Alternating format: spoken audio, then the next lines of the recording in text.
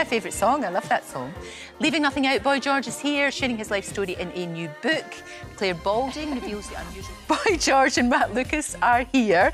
So good to see you both. Nice to see you. You go back a long way, though, don't you? You know each other anyway. Well, I was a fan. I watched Matt on Shooting Stars. Who didn't? Wasn't and it? when we did Taboo, I was like, Matt should play Lee, and it happened. You were He was incredible. He was the best Lee. Thank you. I'm obviously a big fan of George's, and you know, grew up listening to his music, and yeah, so George wrote this stage musical, and that was my musical debut.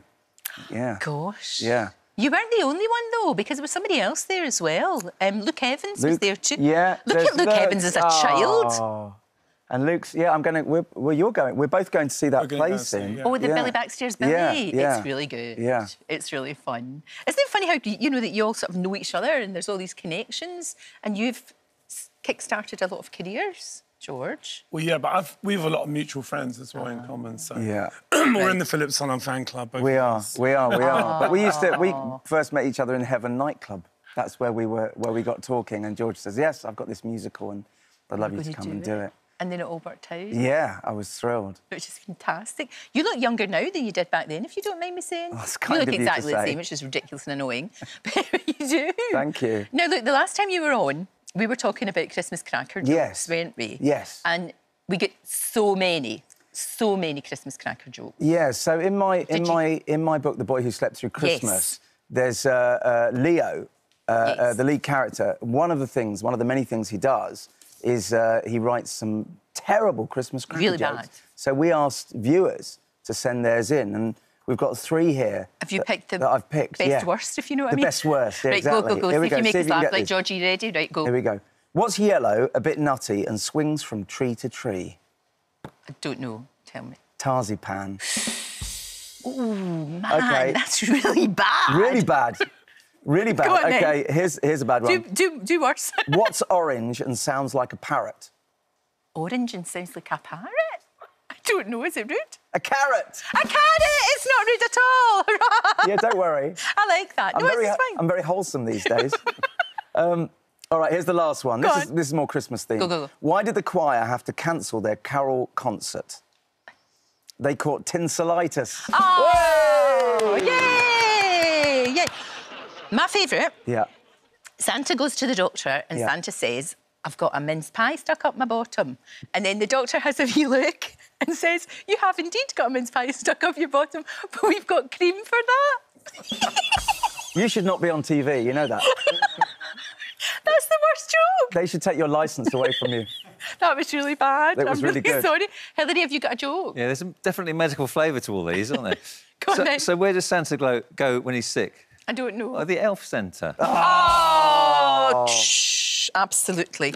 That's enough of that, I think. George, you have a think about a joke that you can tell me. I don't that's know clean. any jokes that were broadcastable at this time. Well, that's what I was thinking. That's why I didn't ask. Rock and roll band jokes, not good. Oh, I can imagine. You're back later, both of you. We're going to talk lots more about The Boy Who Slept Through Christmas and all the amazing things that you're up to, and obviously your book, Karma. A great name for a great book. Thank you both. I just would like just to sit and watch you both just sitting on my sofa. It's great. Now, oh, goodness me, what time is it? It's coming up to 9:05. So that's exciting. I saw David last night. How is he? He's all right. We went to see Madonna. Did you? Yeah, we went to see Madonna at the O2. Oh, wow. She's very good, you know. Is she? Yes. I can talk about Madonna with Boy George. Yes, you can. he's like, no, you're OK. She was great. Was she all the fabulous? Stars were there. Kate Moss was there. Wow. Joan Collins. You live in a different world to Stella McCartney. They were all there. Wow. Elizabeth Hurley was there. Crikey, overnight. And Boy George is back, sharing his, well, what a story, what a life, including what he really thinks of Madonna.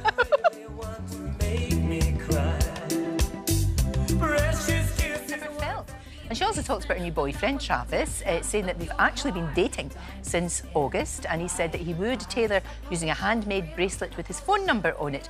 That's a good idea, because then you don't have to do all that faffing around, putting it in your phone and numbers, just give them a bracelet with your thing on it. Let's do that. It helps when you're on TV, though. Yeah, that's very on the true. internet. Have you met the Taylor? Very briefly in New York a couple of years ago, because my little niece was a fan, so we had a selfie together backstage. Oh, look, there you are. Yeah. That's cool.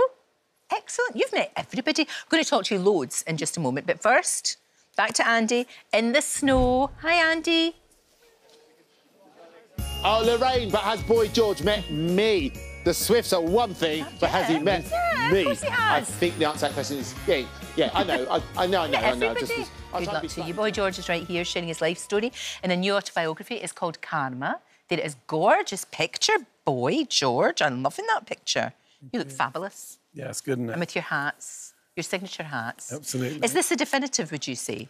No. No. No, I think I'll write other stuff. Good. You know, I really enjoyed it, actually. I really enjoyed... Once I got into the discipline of actually... I was doing it on tour. Right. So it was hard. Yeah. And my makeup artist dropped a tequila sunrise on my computer, so I almost lost everything. Oh, no. I had to go to the Mac store, so luckily it was all What a safe. great excuse.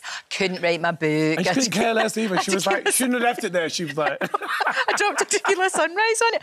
The thing I've always loved about you, you know, when I watched you at first as a huge fan, your honesty. It's very disarming, particularly at that time. And I think sometimes talk show hosts, especially in America, just didn't know what to do with you. You were like, wow, this guy doesn't play by the rules. Well, also, I think that, you know, I didn't know how to do an interview. I just thought, you know, you just went on and said what you thought, and somebody asked you a question, you answered it. Honestly, I mean, listen, as I've got older, I've definitely got better at sort of trying not to say too many controversial things.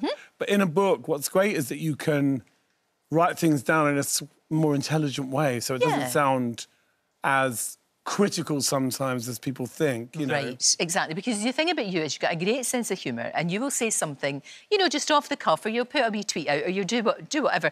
And then the trouble is these days, everything is like, nobody thinks about the nuance or what the reason was behind it, and then you just get a pile on. I think having a sense of humour is essential. Oh, and if you can't laugh at yourself, let me do it.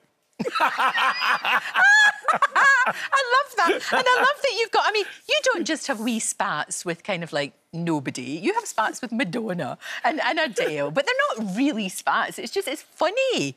You know, it's fun. I think that you can admire somebody and think they're genius and also think they're a bit mean. Right, And that covers Madonna in its entirety. we should leave that little bon mot right there. No, you're right, and you're absolutely right. I was at the show. I went to see the show. The show was great. Was it really good? Took my sister, who turns out was a secret Madonna fan, was hiding a calendar in her bedroom all through the 80s. Instead of having you in a calendar. No, she had me as a brother. She wasn't going to be a fan of me. But yeah, so I took my sister. See Madonna, we had a brilliant night. It was great, yeah. She is, like I said to, you know, we were talking to Matt, she has a great turn. Love the songs, big fan of the music. Absolutely. Love her, really, you know. Yeah. But kind of, you think to yourself, she's Madonna, she can sort of do what she wants. It's a bit like you. You can do whatever See Madonna, get over it. But you can do whatever you want to do. You've earned the right to do whatever you want, George. I'm nice to everyone I meet. You know, because actually I've discovered that you actually get a lot out of that. Because if someone walks up to you and they're friendly and you're not, you just ruin people's day. Oh, you're so right. So it's a responsibility, you know. You're so right. I know, I'm saying in the past I was a bit of a diva and I used to be a bit insecure. Yeah. I was never rude to people, but I might be not ready and panicking and not dressed right. Yeah. Now I don't care what I look like. Oh, you look gorgeous. If I'm in my civvies and the woolly hat on, I always say yes, always. Listen, you're doing panto, yes you are. You've done it before, a wee bit, haven't you? No, never done it. Never done it. This is my first This is the introduction. debut. So we did Liverpool the weekend. It was amazing. We're in Cardiff this weekend. That's right. It's brilliant. What are you? Captain Hook. Oh, but Captain Hook. And if you come, I'll give you a name check because you know, if anyone famous turns up, I mention him in the show. I'm there at the front row because you're doing Glasgow, aren't you? You're doing Glasgow. Going up to Scotland. Apparently, they're the best booers on the planet. They will if they like you. I cannot wait. No, because it's all booing. That's what I mean. Booing, if they like you as a baddie, you will be There'll be a lot of booze, but good booze, like proper. Yeah, no, I love it. Are you loving it though? Is it really good fun? Yeah. Because it makes total sense. The kids really take it seriously. Oh, yeah. I had to explain to a little girl that I didn't hate Peter Pan, this little girl dressed as Tinkerbell. I was like, no, we just argue, but we love each other. Oh. And I got a little hug at the end. Oh, so no, sweet. that's so cute. So I see you doing more of that because it's great fun. Why wouldn't you? Yeah, you know, I'm doing that and then I'm going to Moulin Rouge in New York. So I took Peter Pan because I thought it would get me in shape for America next year. Right. So I knew I was going to do it. And you just can't walk into that kind of show if you're not match fit, you know, so I'm really enjoying it. You have to be absolutely on your game. Lots of laughs in this book, some sadness as well. You talk about your mum, and I know that your mum dying was such a... I mean, for everyone, that's huge. That's enormous. You were there, though, and that's a privilege. It's really hard. Amazing. But to be there... you know, and to know the way I behaved, you know, it was amazing, because obviously I thought I would, you know, tear the house down, freak out. But you know what? In that moment, you become a grown-up. And you realise it's not about you. And screaming and kicking and crying isn't really going to do anything. And it was just really beautiful to be able to be with her, to hold her hand, to comfort her. Of course. And tell her she was loved. She was surrounded by everybody. My mum gathered the troops. It was amazing. Oh, that's the and we best were all way. there. And, you know, she didn't want to go. No. She absolutely didn't want to go. She's stuff to do, George. But, you know, it was a beautiful moment for me, a very sad moment. But, you know, I talk about it all the time. You know, people say you'll never get over it. I'm like, I don't want to get over it. No. My mum is, you know, every day I speak to her, every day without fail. She's a picture in my hallway in the house. And whatever's going on, I sit and say, I went to see Madonna. I went to see Adele. You know, I tell her everything. I know. And she would have loved this. She She'd would love the book. it, yeah.